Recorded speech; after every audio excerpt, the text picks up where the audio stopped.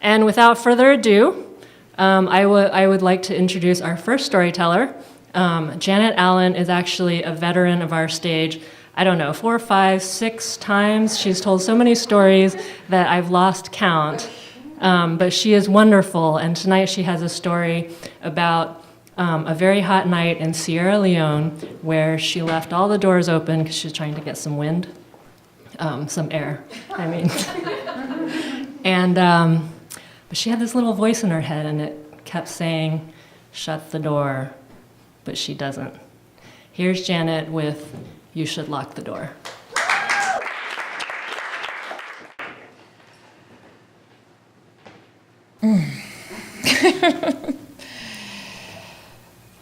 I really wish I had locked the door, but it was so hot. And McKinney could be like that. McKinney is the provincial capital of the northern province of Sierra Leone. And I was in McKinney because I had a meeting the next day with the Ministry of Agriculture. So I was staying with friends of mine, a British man and a Canadian man, and there were also 3 other Peace Corps volunteers that were staying at this house. They had a big house to accommodate us. We lived out in the bush, out in the middle of nowhere. And it was a really hot night. Our hosts, the Brit and the Canadian, had gone to bed, along with one of the Peace Corps volunteers who was sick. And so the 3 of us were kind of lounging in the living room. They had these wonderful overstuffed chairs we did not have anything like in our village. So we were just relaxing. And we had the door open, the front door open and the back door open, hoping for a breeze. Now, if the night watchman were there, there's no way we could have had the doors open. He would have made sure that they were locked. But he'd been given the day off. And so he was in his village. He was going to vote, and he wasn't there. He would never have left us leave the door open. And I really wish that he had been there to close the door. But in any case, we're lounging and languishing and relaxing, and a thought comes to my mind, you know, that wise voice in your head that tells you things that you should listen to. Well, mine said, "Get up and close the door." But it was so hot, and I was so kind of enjoying languishing that I ignored that voice, and I really wish that I had gotten up and closed the door. Because about 5 minutes later, I heard a noise, and then there's a man standing in the doorway. And he's got on khaki pants, and he's probably late 20s, kind of nondescript shirt hanging untucked. And as he steps in, I see he's holding a knife. And he says, "Good evening. Be calm, be quiet."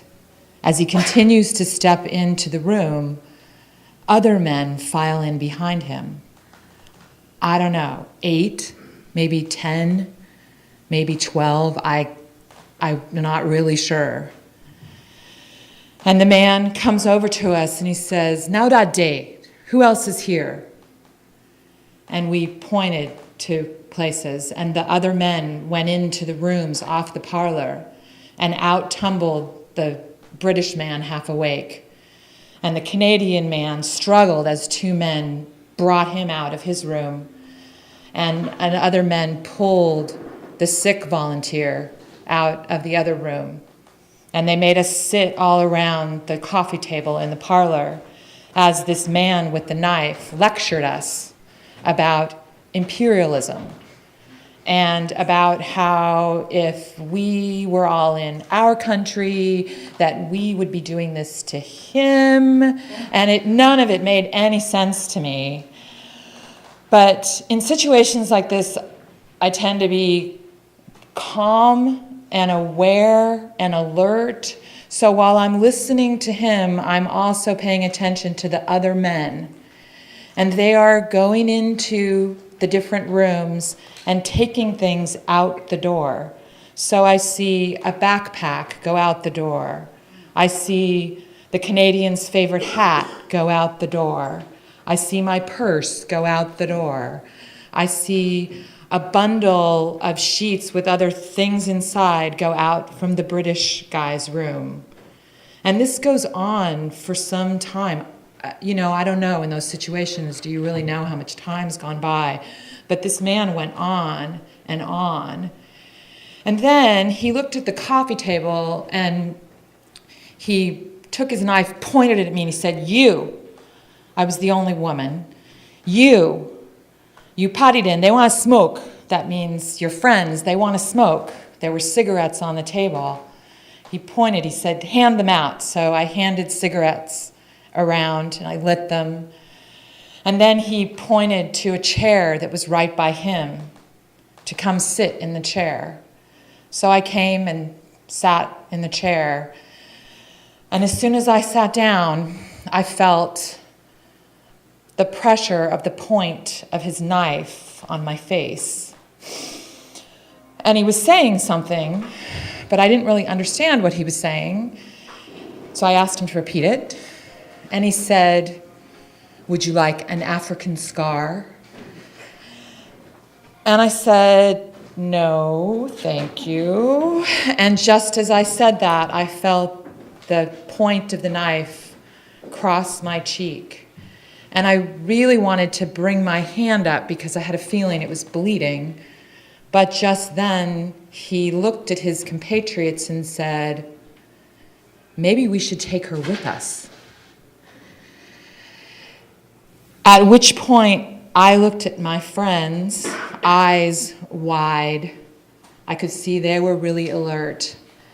And another voice within inside me said, "Hell no. There is no way I'm leaving this room without a fight." Well, just as suddenly as they appeared, they started disappearing out the front door. And the last one to leave was the first man who came in with the knife. And just before he stepped out the door into the darkness, he said, "You should close the door. There are thieves about."